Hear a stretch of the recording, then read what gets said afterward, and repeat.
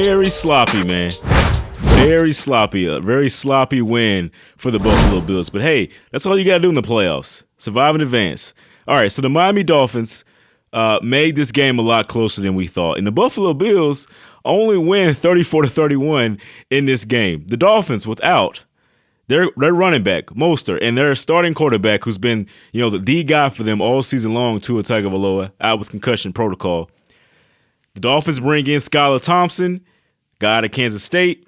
They beat the Jets with him last week, and they come in and they almost beat the Bills, man. They almost beat the Bills. Now, you might be asking, how'd that happen? Listen, I don't care how good you are as a football team. I don't care how good you are. If you don't take care of the football, if you don't limit your takeaways, you can get beat by anybody. And this was a game that just was the epitome for that. I don't even know how the Bills won this game overall. It just came down to willpower at the end. Or it just came down to the Miami Dolphins not being able to run a play. And so they broke the huddle with 3 seconds left on the play clock in a critical moment of the game. So the play calling system was very bad at the end for the Miami Dolphins. They played a key role in the Buffalo Bills coming back in this one. Because as we've stated all year long, the Buffalo Bills have this very glaring weakness. And as a Buffalo Bills fan, I can say this. If Josh Allen doesn't get it done, it's hard for it to get done with this team. Because they don't have a reliable game to depend on because Josh Allen is your leading rusher.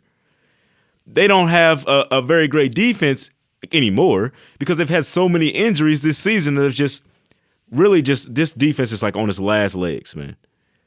You got Micah Hyde going down very early in the season, Von Miller going down in a critical game of the season, and also Damar Hamlin, which we all have seen that and talked about that a lot on this podcast. So you're missing all these guys that should be able to help your defense, and they just don't have that toughness anymore, that ability to stop these high-powered offenses. And so Josh Allen has to be great on the other side. Him and Stephon Diggs have to be great. And in that first half, they just weren't. That's what it came down to. The good thing is with the Bills, the good thing is they found themselves in that second half. They started to get going.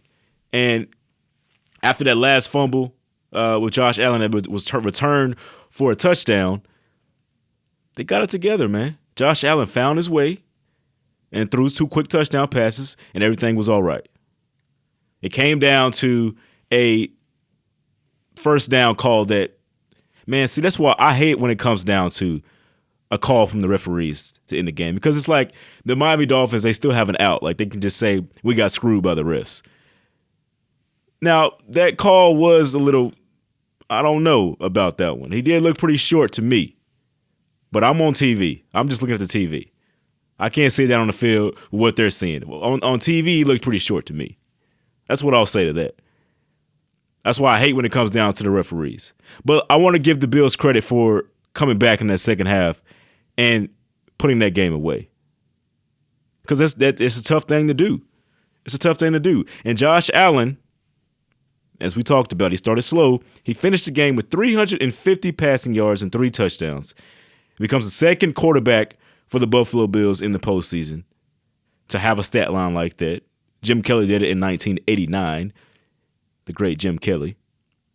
And the Buffalo Bills come away with their first win after losing the turnover battle in the postseason. They were 0-13 until that moment. What a crazy game. What a crazy game. Very stressful for Bills fans. Because Miami Dolphins, to be honest, they don't really have much to lose. They have so many excuses that they can play. They don't have the quarterback, the running back. There's so much they have going on for them that it's all the pressure's on the Buffalo Bills. You're at home. I mean, you were a Super Bowl favorite before the season started. You got the better quarterback, better receiver. I know the Miami Dolphins have 2 really good ones, but you know what I mean. So all the pressure was on the Bills. So that's a good win for them to pull out at the very end. It's a good win. Survive and advance, man. That's all we say. Survive and advance. Look, next week, Buffalo could look like the best team in the NFL. That's just the way it goes in the NFL. It's a week-to-week basis. We should know this by now. We should have seen this by now. It's week to week, man. It's week to week.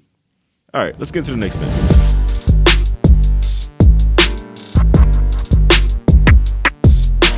You're listening to the Rip Jersey Podcast.